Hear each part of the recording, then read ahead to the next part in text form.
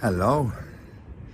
It's an absolutely beautiful day here in Wales. It's also a very important day for a number of reasons.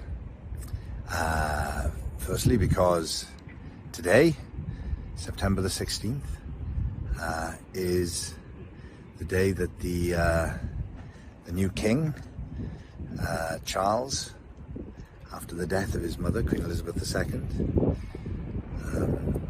it's the first time he's visiting Wales as King Charles III. It's been an extraordinary last period of time, very emotional and sort of era-defining period of time. So much tradition and history and so much sense of loss and sadness and grief. And I offer my sincerest sympathies to Charles and his family on the loss of their mother, grandmother, and to everybody who's feeling such depth of emotion and a sense of that loss.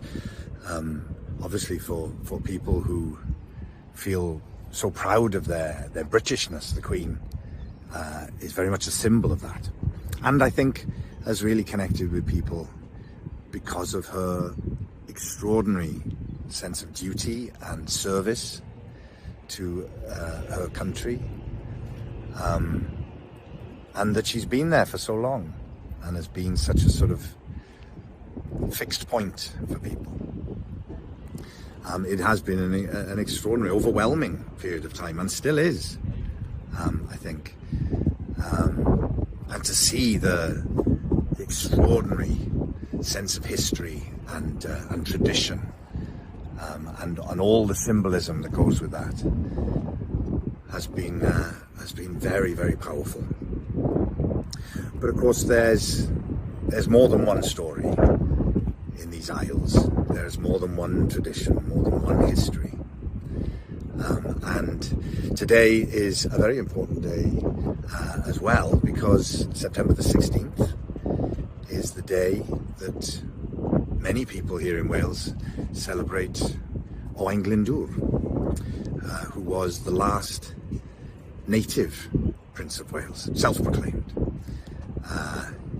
He led a rebellion against the English crown, not only to free his nation as he saw it, but to create his nation. Owain Glyndŵr's vision for what Wales could be and what he started to try and build began with his proclaiming of himself as the native Prince of Wales. Before him had been Llywelyn ap Gruffydd, who had been acknowledged as Prince of Wales, but he is now known as Llywelyn the Last. He didn't know he was called that at the time, obviously, but he's known as Llywelyn the Last because he was the last recognised Prince of Wales.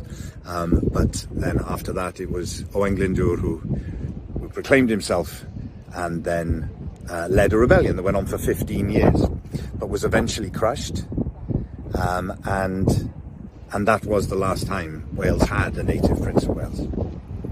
And since then, in the tradition that Edward I began by naming his own son Prince Edward, Prince of Wales, in a sort of symbolic act of rebuke and punishment and humiliation, some would say, of Wales, and with the intent to stop the Welsh nation developing and emerging, which was the dream of Owain Glyndŵr.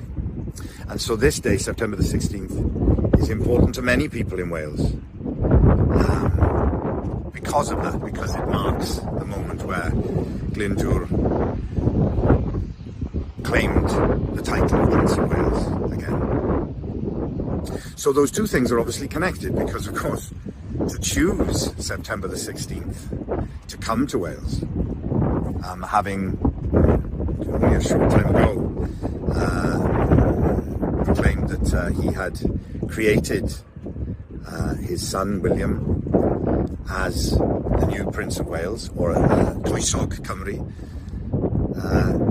and to choose this day, September the 16th, to come here as his first visit as king seems full of meaning. On the one hand, if it's chosen deliberately, then I'm sure many people would feel that that is quite insulting to those who celebrate Owain Glyndŵr, the man who tried to free this nation from the oppressive force of the English monarch at the time. And having been told that the new Prince and Princess of Wales would take on those titles with a great sense of humility and respect for Wales, and to celebrate the history, the proud history and traditions of Wales.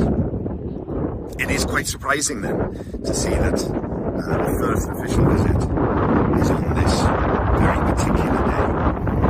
Yes, if it was done on purpose, then it seems insensitive to the point of insult. And if it wasn't done on purpose, if it was done accidentally without realising what that day was, then one does wonder what being Prince of Wales for so long actually meant, if you're not aware of what that day means.